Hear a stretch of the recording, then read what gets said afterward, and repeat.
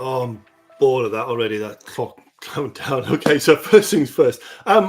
Welcome to the Negotiation Club. Now, this is another pop-up negotiation practice. This is really about an opportunity to watch people have a negotiation, because that's not something we normally get a chance to do.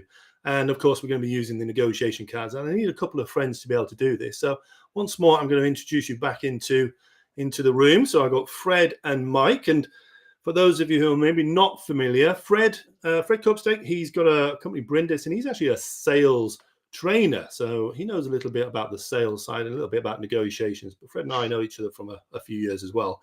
And of course, we've got Mike Inman as well, who is Table Force and a training negotiator or a negotiation trainer as source as well. Been doing this for many years and has a background in procurement.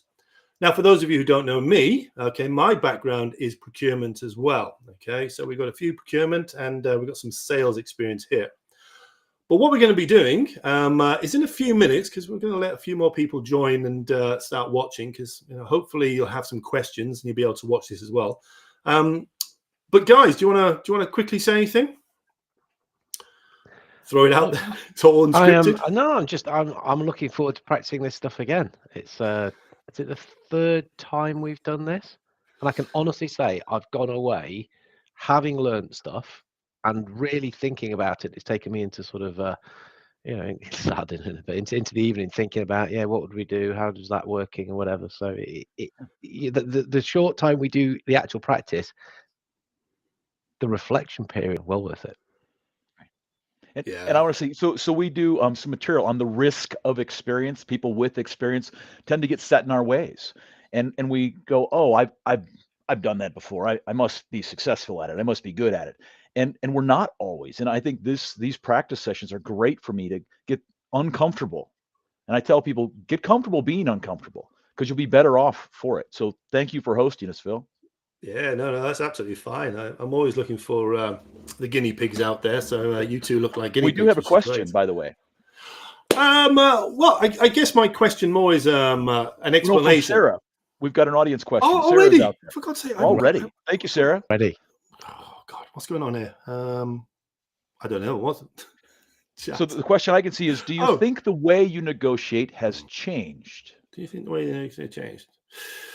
Ooh, so I guess that's a question that's to us individually, and for me personally, absolutely, and partly it's because the more you negotiate, the more you start to learn what works and what doesn't work, and also as you get that more experience, you start to see what other people do as well. You think, oh, I like what Fred done there. Oh, I like what Mike's done there. I'm going to try and incorporate that into my style as well. So, me personally, I think my negotiation style has definitely changed, but you always have like a kernel of your style. You always kind of have something at the core which you are, but it's about broadening it. That's how I explain it. What about you, Mike? You changed? Yeah, I'm more intentional. I'm more hypersensitive to the negotiation plan for having practiced more, to know not only what works and what doesn't, but as importantly, when to use things and when maybe not to use things, or even to not overuse things. We tend to, if all you have is a hammer and you're really good at using that hammer, you are the best hammerer in the world, but you're going to build a funny looking house if all you use is the hammer. Yeah. Hopefully that answered Sarah's question. Brad, you got a take on it? Yeah, no, I would, because if you think about where negotiation fits in what I do, it's one part, because I'm looking at the whole sales process. So the amount of time I can take to really look and get better at it, it's limited. So this piece just helps me, if Phil's got a kernel like this, mine is probably smaller, but it's getting bigger because I'm investing time and effort into it in a way which is quite easier. So I would say, yes, it's changed because I've got more knowledge around certain things to do, and I can pass that on to people as well. So double win. I like what you just sort of emphasizing there is like, you've got a broader scope, but then you've got to look inside. I've actually because some people have been asking me, what is it about the practice? I've got a couple little slides I want to share with people here. So let's do this. Okay. So let me explain a little bit about the practice and why we're doing what we're doing, which is very small incremental practice sessions. Now, it really comes down to this, okay? So you have, get my slides to work, okay? You have what we kind of called a route to results. Now, this is actually something that Fred's done. So he explained this now, the routes to results. But in essence, you have a starting line. So you're going into a negotiation, you have a position that you begin with. But obviously, there's a finishing line. You want to try to achieve something at the end of the negotiation. So you're moving from one side to the next side. However, what's going to happen is that during your negotiation, there are going to be actions. There are going to be things that happen. So, for example, you might ask a question. Now, that is a specific action in a negotiation, asking a question. Now, of course, when you make that action, when you ask that question, what you're going to then have is you're going to have a reaction. So, action, reaction. You ask a question, there's going to be a response or perhaps no response. Now, the critical thing in a negotiation is that that could then have an impact on where you are in terms of the finishing line, the route to that result.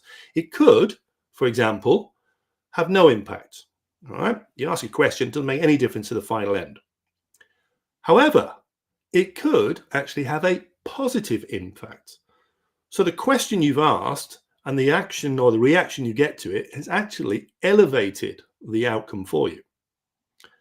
But likewise, it could also have the negative impact. It could actually be detrimental to you.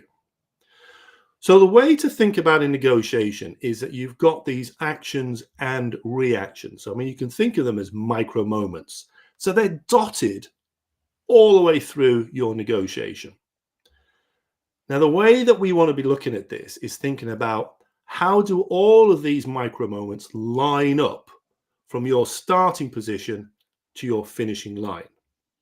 So, for example, you might have an introduction, you might have some conditioning, you might have some questions, you might have a proposal, you might have some summaries, you might have some counter proposals. The point is as you have all of these specific moments, it's leading you towards the end of the negotiation and affecting your outcome. Now, of course, if it doesn't all go to plan, sometimes we may have some deviation, so we get knocked back a bit. And of course, if you really don't know what you're doing, you can still get to the end of a negotiation because basically anybody can negotiate, but your outcome is going to be minimal. Now, what we're doing when we're practicing, and this is the key thing about the practice, is we are picking one of these moments. We are selecting a tactical card which says use silence, or in case of Mike, it might be pause, consider, respond. Now, the idea is to purposely have a go with it. And by purposely having a go with it, we start to recognize whether it's working for us or perhaps it doesn't work for us. And the more you practice, the more you can then start towards a positive outcome. So it's always happening towards you.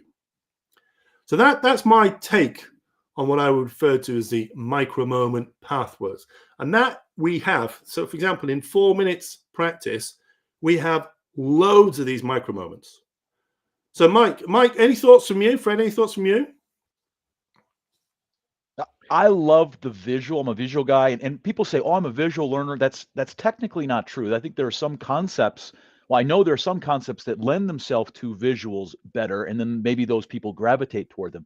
But I love the visual you've painted here. I think it paints a very accurate portrayal of the entire lifespan of a negotiation, broken down into micro moments, and you can do better or worse throughout to get to that coveted win-win deal. But win more, do better for our side, make the other side feel good while we're doing better for our side, for our clients. And I love the way you've painted it out there. I can't improve upon that visual at all. Okay, I'll trademark that then. Okay, Mike, that's mine. Right. There you go. Quick screenshot. Right. Yeah. No, again, absolutely makes sense to me. I do think visually. Problem visual thinker. When I see it like that, it makes absolute sense, and it gives us a reason of why do we concentrate on all those little things that might seem little and doesn't really matter, and I won't really bother trying to get better at that particular thing. They stack up. Yeah, we know that from the marginal gains type thinking, but I love the way that you put it above and below the line towards, yes, that's going to being a better outcome. So yeah. It makes a ton of sense. And there's a couple of other things I'd probably just highlight here as well, is that people talk about preparation and planning. Now, when I do my training, I explain that the preparation and the planning is often affecting where this starting line begins. So more preparation, more planning actually elevates it. So you're starting in a good position. Your planning and your preparation gets you to start up here. But once you get into the negotiation, you can pretty much ruin it and still end up with a suboptimal, because all the planning in the world doesn't help you if you can't actually do the skills and do the proposals. So this is the bit. I had one recently that started off really well, had a good plan, started off in a positive place with the other side, and every step throughout the process, I just felt like, hold on a second, this is spiraling out of control. And every time I tried to make a little positive improvement there, and then they come back, oh yeah, Mike, that's a good idea. Let's discuss that internally. And they came back with another negative and another negative, and finally it got to below the line. And I'm going to say I'll consider that a walkaway point. Part of the plan.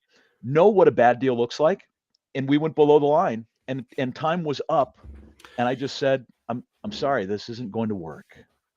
And I'm going to add to that.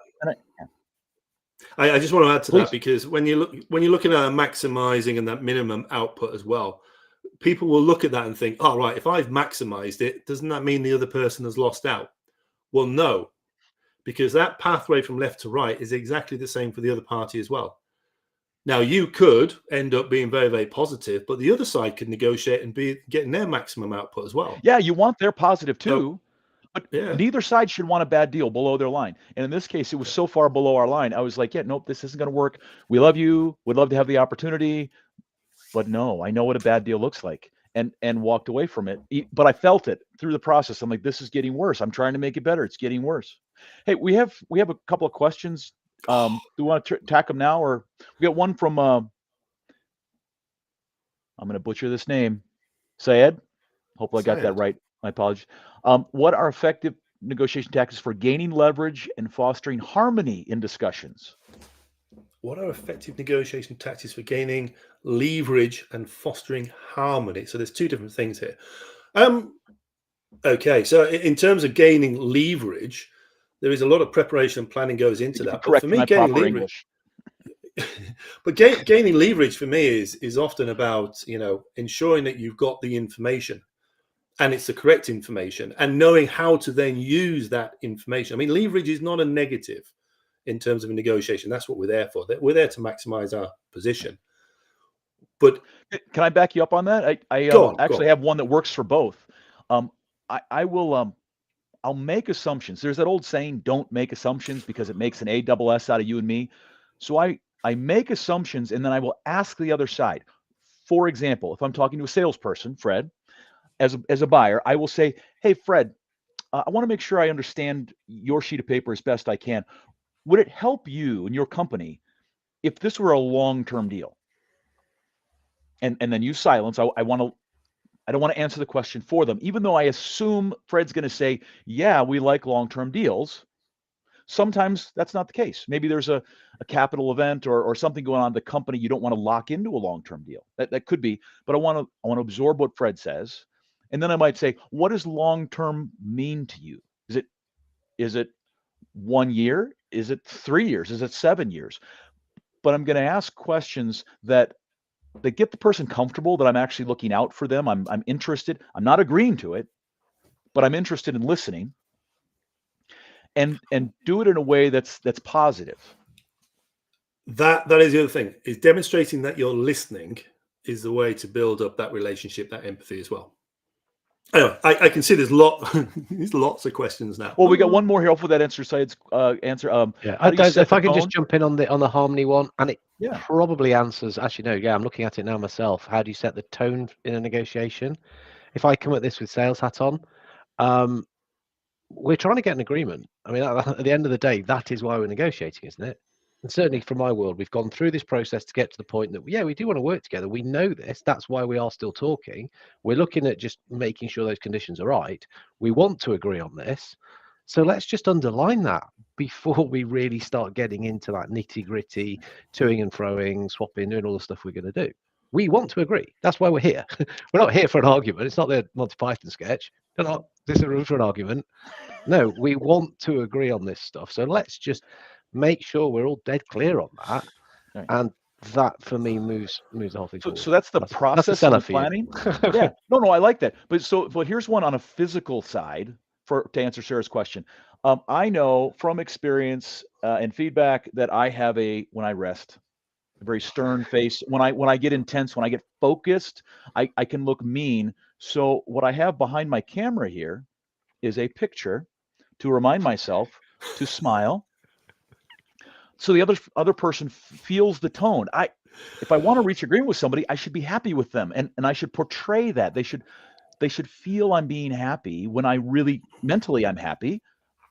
But sometimes physically that doesn't come across. So I make an extra step for myself to make the other side feel like, yeah, the tone is good here.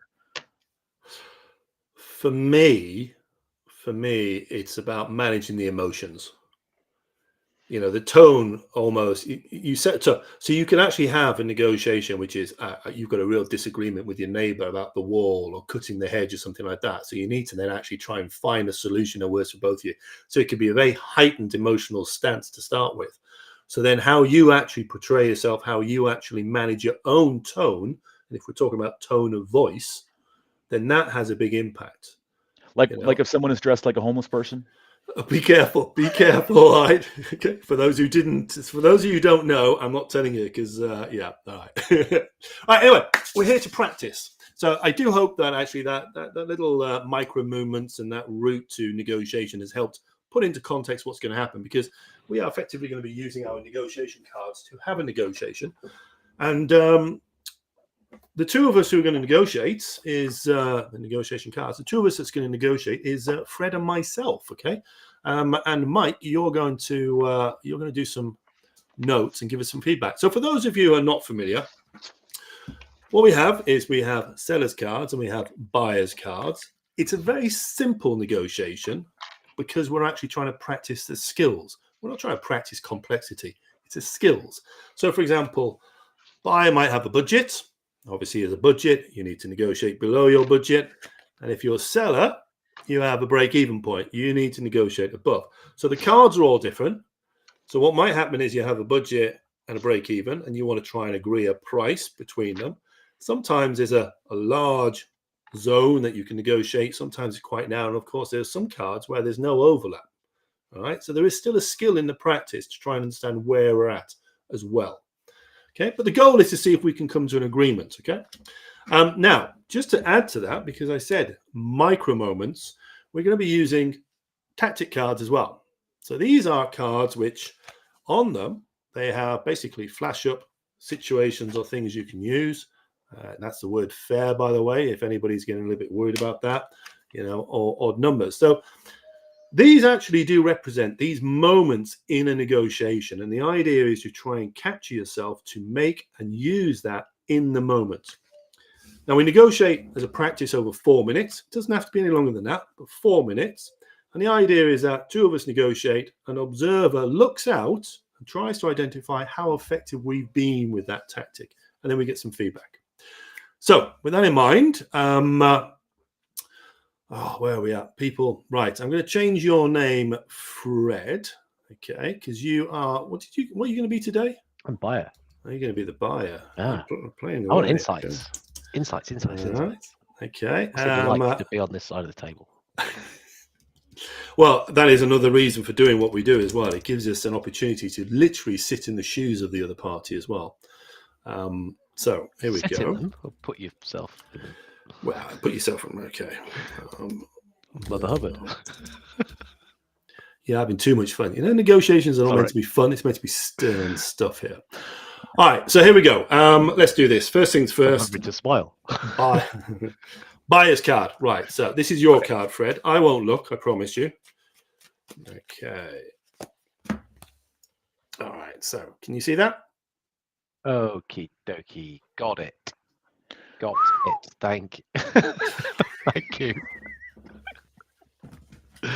Yeah. Right, and a tactic for you. So a tactic for you. This is something for you. So the idea of this practice is that somehow you need to practice with purpose, okay? Oh boy. You are buggers. You know, this is all conditioning. For those of you who don't realise, all those little ums and ahs are conditioning noises to tell me something. Okay. Now then, Fred, you need to look away from the screen. I have the seller's cards. Okay. Okay. Don't look. All right. So for me, be quiet there, Mike. This is mine. It's my break-even point. All right. And a tactic. Let's see if there's a tactic that's going to be cool for me to use. Oh, okay. All right. Okay.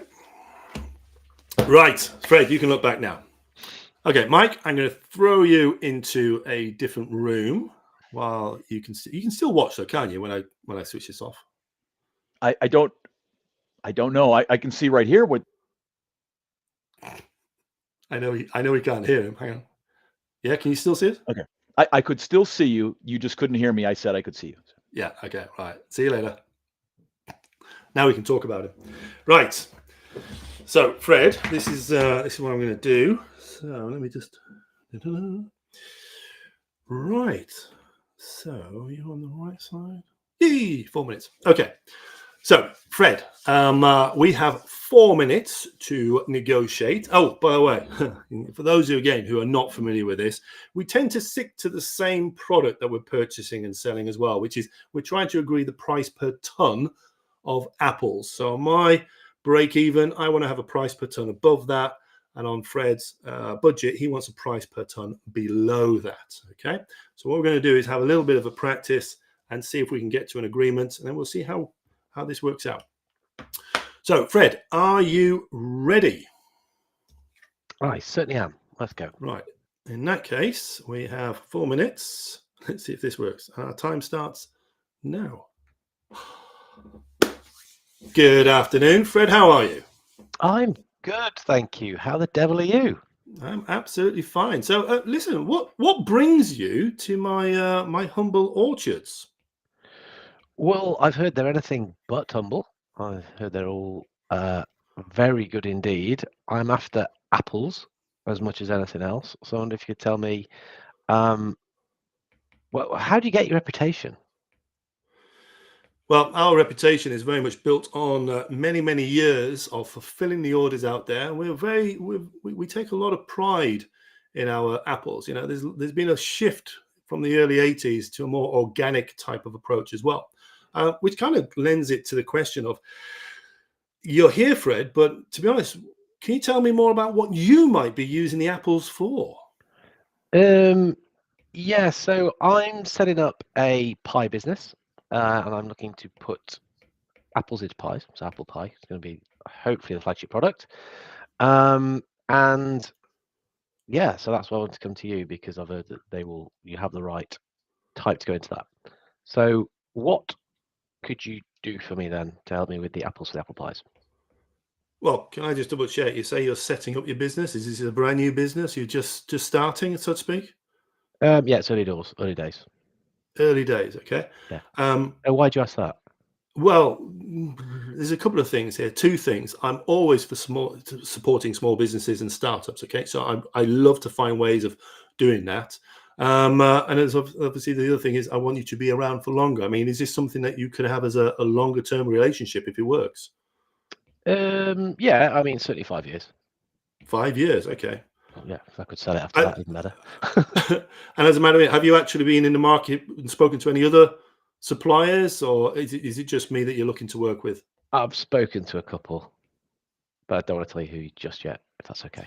Okay. Well, so listen, Fred. I know as a startup, when we've dealt with several other startup companies as well, cash flow can be a bit of a challenge as well. So I want to give you a good price. I can't promise I can give you this price in the future, but I can give you a reasonable price right now. So we are selling our apples, and we have cooking apples as well as a normal sort of everyday eatery apples as well. But our cooking apples, they're being sold for £650 a ton. Okay, Okay, a ton. 650 a ton.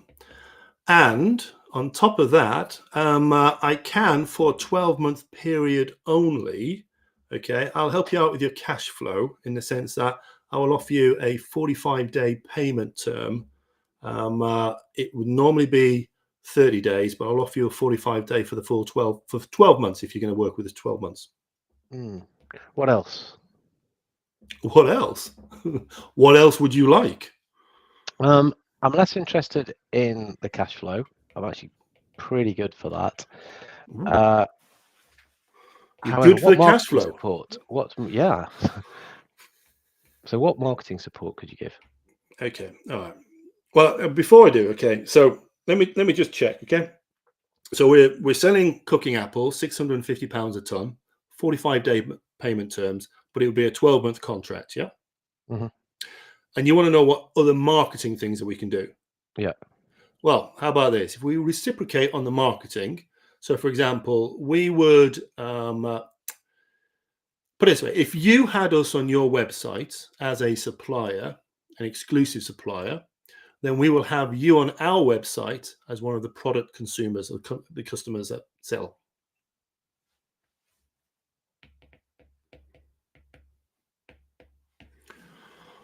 Right, that's it. Time's up.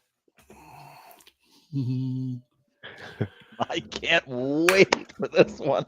Right, now, few things here. So for everybody who's watching, okay, there's a few things going on. First of all, round of applause. Way! Okay, I and another no deal. No, we haven't reached a deal one time. Doesn't matter. I know, that's the beauty of it. Everybody thinks that all that matters is the end, and it's not. It's the process that matters. Yeah, it's the micro moments. We're trying to work out whether the micro moments are the right moments, and we've done it in the right way. Now, first things first, we both need to ask each other as negotiators, what do we think the other person was doing? I have to say, I got a feeling you really like to ask me questions. I mean, did you have open questions or closed questions? I did. You had open questions. Okay. All right. Now your turn. Any thoughts about me? I think you might have had open questions as well. I had open questions as well. So we both had open questions. This could have been 40 minutes. Yeah. But again, just think about that. All right. We've both had open questions. And the danger there is that when you go into a negotiation with a set plan, a set agenda, this is what you're going to do. If you are not flexible to be able to move away from it, you can end up just causing yourself trouble.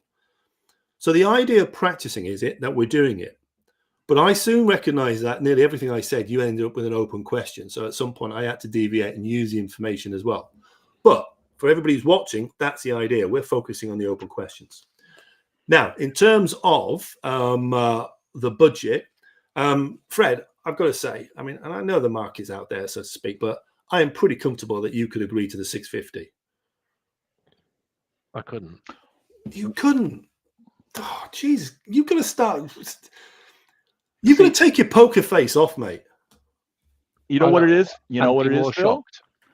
He's a salesperson. He doesn't know he's supposed to go 650. You're out of your mind. Well, all right. Forget it. I'm giving up on the observation side. Anyway, listen. Now, again, we're practicing. So 4 minutes. There was actually quite a lot of things going on there, but I would love to. Oh, Fred, you got anything to add before we throw it over to Mike to give another 5-10 minutes just feedback on what he saw? I want to know what your budget was, what your break even was. Oh, Please. It's 350. Oh. There we go. We could. How do you feel about that? So Phil took control of making the first offer of anchoring, shall we say? Fred, how do you feel about him saying 650 when his budget, or when his was 350 was the break even, what he needed to make? I think we'd have got to an agreement. You know, Yep. I get that that's what we need to be. We need to be sort of talking around. I'm less. I mean, look, this is projecting into the future. So we only have the 4 minutes. I'm less worried because within his 650, there was payment terms, there was 12-month price fixing. Then, if I'd have said I don't want that, I don't want that, I'd have given him space to come down, and it would have been legit that actually he's not having to fund those. So fine, it would have given him a place to move that down, rather than just anchoring high and then going, yeah, you know what, I just eyeballed for a laugh. It gave him space to do that. Yeah. So.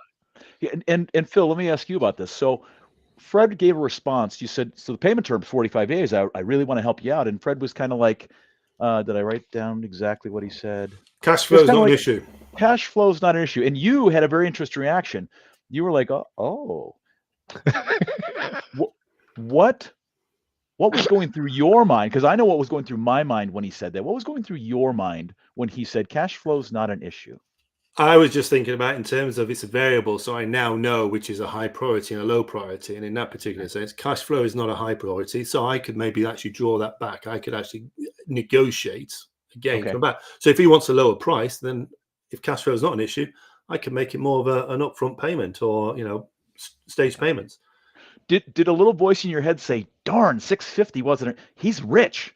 I should have asked him for 850. Yeah, that's the other reason why I was grinning. I was thinking, bastard.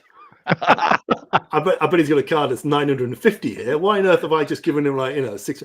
But I was also giving him the 650 because I know that generally speaking, 650 is acceptable by most people. The problem I got with Fred is that he never makes any emotional sort of stance. He's like, okay, I'll think about that. It's like, bastard. Give me a response. Give me a smile. Give me a frown. Give me a something. Just do something. Yeah.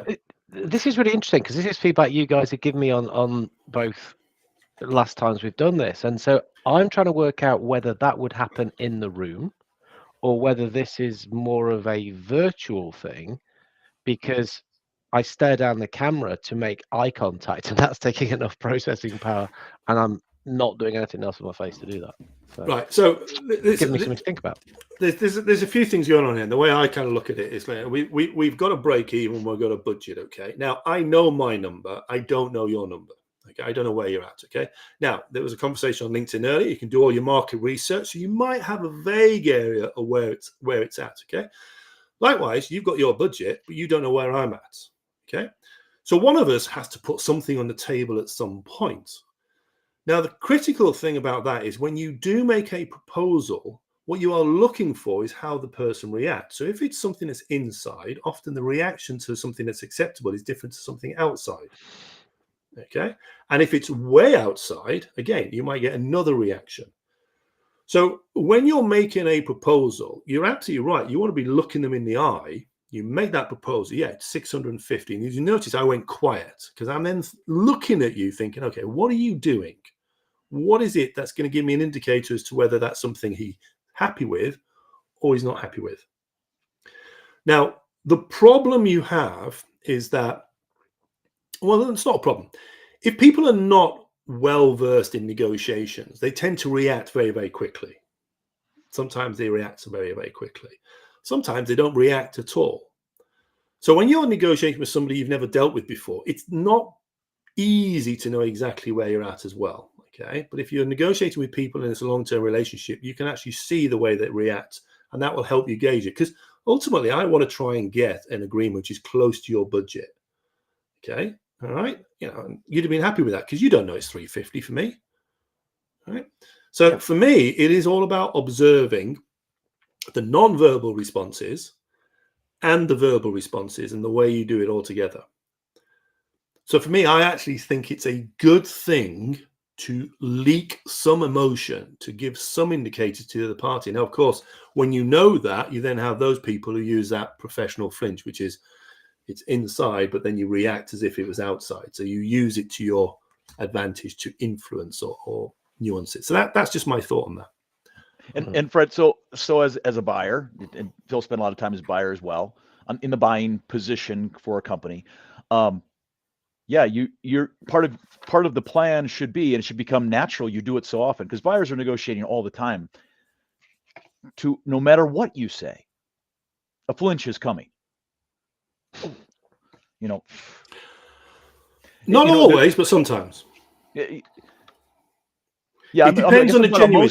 Most of the people, most of the time, there should be some form of flinch. Because if you say, if I can afford up to 650, and you say the price is 540, I should say, hey, 540, that's really great. Can I buy some extra stuff because I've got this extra budget? But if I do that too often, then salespeople might start taking advantage of me. Not that they would. And start raising their prices higher than they normally should be in the market. So no matter what, I kind of have to say 540. Fred, what's behind that 540 price? Really, is that the best you can do? There's some things that buyers just learn to say over and over again to make the seller feel like they can't go up from there. They shouldn't go up from there because I've got this pile of cash on the buy side. The CFO has approved the finance for the project, and therefore we as a company are trying to get a return on investment, and you want that as high as possible for your shareholders.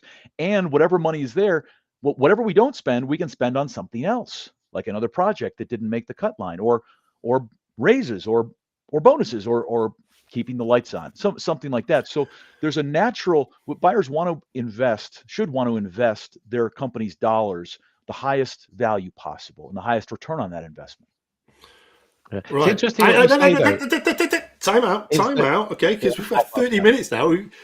It's about the open bloody questions that we're asking. Did we do it right or not? So, Mike, I just can you give us 5 minutes on how you observed those moments when we use those questions? Did we do it right? Did we use open questions appropriately? You absolutely both did. Yeah, I don't have any way for either of you to improve upon it.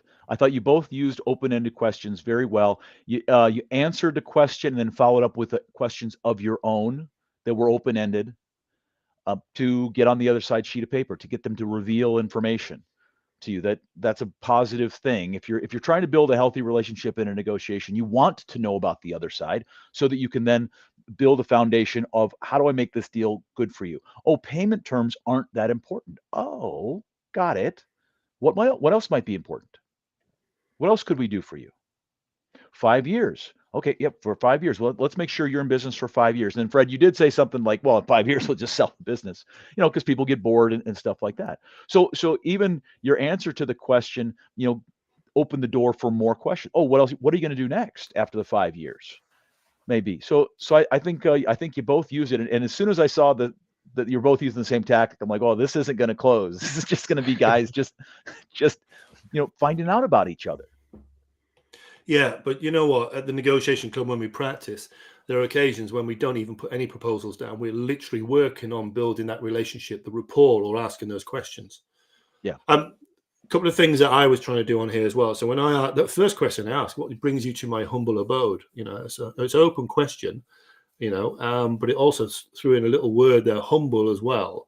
Okay, so setting some expectations, and Fred hooked on that straight away and said, "Don't know about humble." But heard you. Yeah, very, well, I don't know. very Were you guys good. being cheeky with each other there? My humble abode, and well, is it so Well, humble? It is. It isn't. It isn't. I mean, it makes us human when we do things like that. There's always a little. You can have a bit of a joke, or we are human people at the end of the day. And he picked up on that and then came back. Then he went serious again, though. But it was very, very interesting, because then he gave a kind of a really interesting response. And then he asked me about the reputation. How did I build up a reputation? Which is a great question. Gives me an opportunity to shine. Okay, but it's also potentially a dangerous question, because it also can set the expectations of what this place is. Is it Harrods? Or is it Aldi? You've got to be mindful of the questions you're asking for the answers you're going to get, whether it's going to help you on your pathway or whether it's going to limit your pathway, so to speak. But then I asked you a question. You said startup, making pies. And again, as soon as I heard the word startup, I immediately started to think, okay, well, that means that there could be some things here which is going to be interesting to him, which is different to a big company I've got, who's been in for years, so hence I picked up on the cash flow. All right. So again, open questions gets me information that I can possibly use as variables to then negotiate upon or to avoid. Okay. We had a question back from you, Fred, to me then as well. So, a question back, and then I explained about long terms and have you spoken to any other suppliers, and then I put that was a good one, by the way. Can we talk about that? Because there's the use of competition, creates leverage. So if a buyer says, I've already talked to your competition, a sophisticated seller, the voice in their head would say, oh, you've already talked to them and you're talking to me now. So you must not have gotten the deal you wanted from them. If they were better, faster, cheaper, you wouldn't be here now.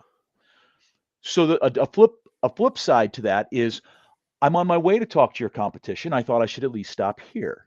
Now you're threatening to go to competition. There's other people in the market. I know who they are. I can go talk to them, but you're presenting the opportunity to the seller to close this deal now.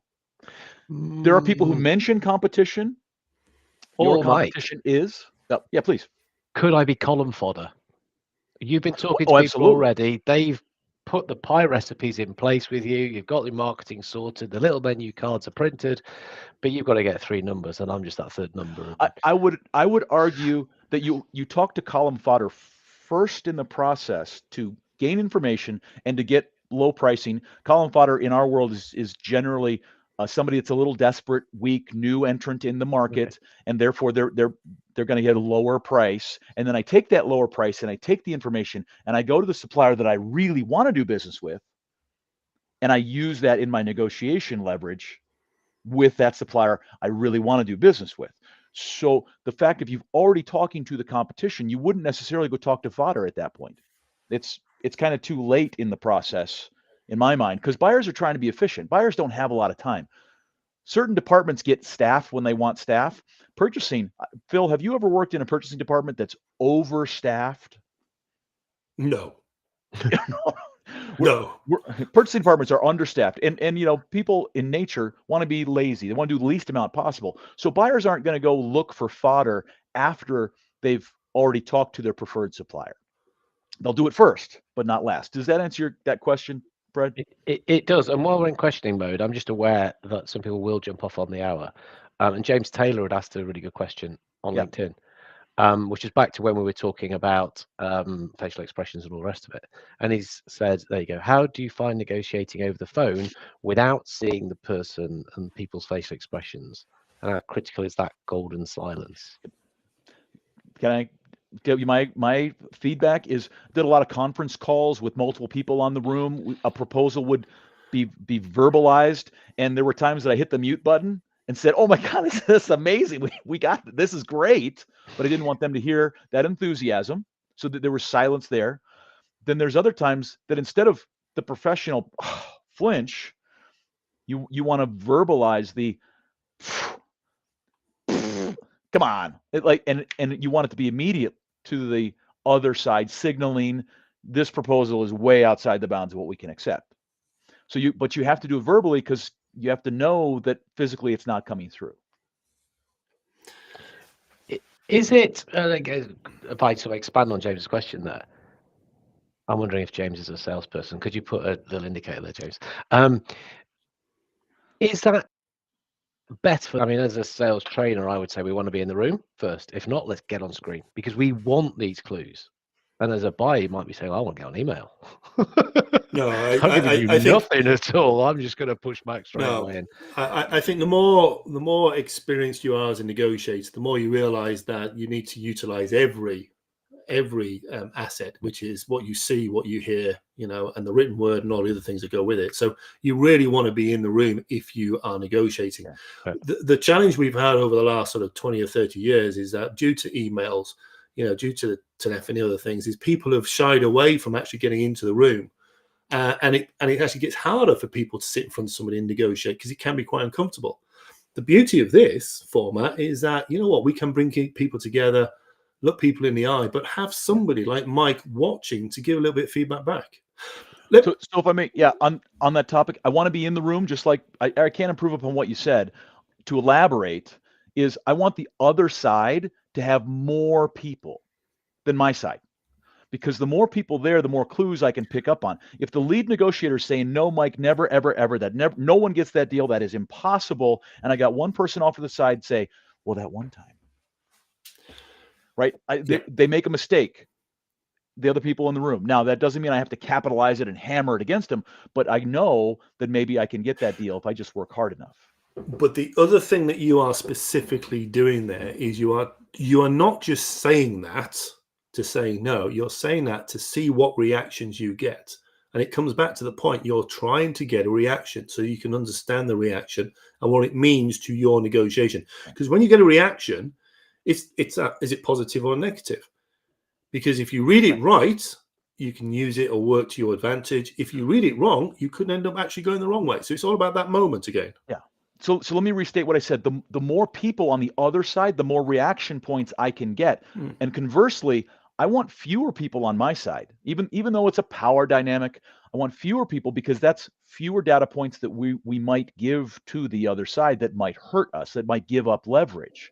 Because it's really hard to control your emotions. You got to be good at it. You got to be practiced at it.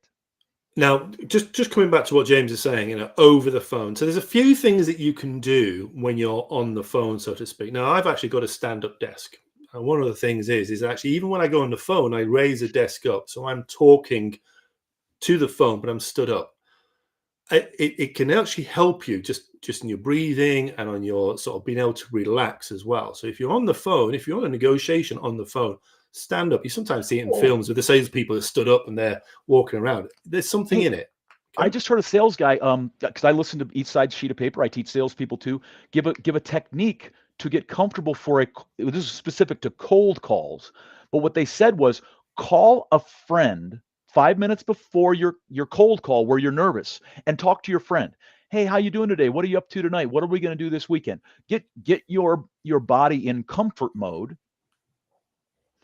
and then make the cold call or make the presentation, so your body is conditioned to be comfortable while you're doing something that may be a little uncomfortable. Yeah. Fred, have you heard that technique before? I've actually not heard phone a friend before, but I'd never heard it, but intellectually it makes sense. I don't know. I haven't practiced it before, but maybe that's another thing that James could consider. I have a couple of go-to real cold calling specialist colleagues. I'm going to hang around. Yeah, you turned me on to their podcast. What's it called again? They roast each other. Yeah, they do. live cold call things. Yeah, there's another couple of guys I would test that with. So yeah. Sorry, and then I'm just going to go back to it. So in terms of people, so it helps when you can't see somebody, all right? But the interesting thing is people's facial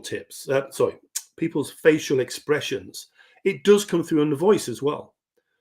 So again, what you could do is you practice on Zoom, all right? Or in fact, you practice have a recording on Zoom. Then you just listen to the people negotiate without seeing their faces. And you try and work out, okay, well, maybe have a conversation with people. What did that sound like? Then you see them with their faces and see if you're actually picking up the intonations, etc. So again, you can practice that, okay? And my wife, who knows me as well as anybody on the planet, says that I can be condescending. That means I talk down to people. Yeah, that's why you need to stand up. All right, and then the final thing is mentioned, golden silence. Okay, on that golden silence bit, silence is a really important skill. It's not just a tactic; it's a really important skill to have in a negotiation. Okay, so again, when we're asking a question, it's important to have a silence after the question. We often find we're embellishing upon it. When you make a proposal, it's very important that you go silent once you make that proposal. So if you're on the phone and I make a proposal to Fred and say, yeah, £650 a ton, I need to go silent, even if it's silent on the other side, because you need to listen out. Okay. Now, golden silence, I mean, yeah, some people just use a silence in there to make it as an awkward silence. Again, it's either playing games, but you can always break that silence, or at least attempt to break that silence by asking a very simple question. So, Fred, have you got all the information you need? Okay, nice, easy, closed question. And if the other person stays silent on the other phone, then you can kind of sit back and think, okay, they're playing a game here. Or maybe they haven't heard you. Just repeat it again and then repeat it again. Right, so I think we're Christ, these things are only meant to be about 25 minutes long. We do it every single time. I do apologize if anybody else is still here. Yeah. Go on, Fred. Listen, I learned from you guys and I have fun with you guys. And I think that should be a positive in life. So if anybody needs to tune out, that's on them, and I completely respect their time. But I enjoy spending time with you guys. So thank you for, having me along for the ride. Well, I'm just gonna add to that because if anybody else, wait a minute, let's see if I can do this. No, it doesn't work. I want to share. Just make a small. You ought to do that as a tactic. What's that? Make you smart. Minimize the other party. See how they respond to that. Oh, sorry, I didn't mean to make you little. Yeah. They're like, oh, I'm down here. I'm way down in my chair. I'm talking down to you. Oh, don't talk down to me. Please, so listen, all I was going to say is that if people want to learn to practice, if people want to practice their negotiation skills, it doesn't have to be complex. It doesn't have to be difficult. In fact, the simpler it is, the more you can learn from it. But if you want to have a go, all right, so this is for the audience out there. If you want to have a go, every month I run a workshop, a free workshop, which is open to anybody who wants to come along and just have a go using the cards, have a negotiation practice. The next one is on the 23rd of May. It runs at 6 o'clock UK time. But if you go to the website, or in fact, if you look in the comments on LinkedIn, you'll see where that is as well. But I would also suggest to you as well is look up Fred and look up Mike as well. Okay, they're a font of information in their own right, and they do write some interesting posts. Occasionally, Fred has an orange hat on there, which he can't help himself. And I won't say what Mike does, okay? But listen, guys, really appreciate I've learned a lot even in this session. Fred, any final thoughts from you, sir? No, again, thanks, guys. Appreciate it. Good fun, and a little bit. So again, I'm taking away, and I'll just reflect on and see how I can use them and how I can share them with the salespeople, because that's my job ultimately. So yeah. All right, Mike, final thoughts from you, sir? Love the practice. Can't wait to get back in the practice seat next time. All right then. Okay. Right. In that case, if you got any more comments, leave them in the questions. Leave them in the comments, and we'll come back to that, and we'll throw another one of these out in the future. But don't forget, if you're not practicing, you're not improving. So with that, take care all, and we'll see you again, hopefully in 2. Bye.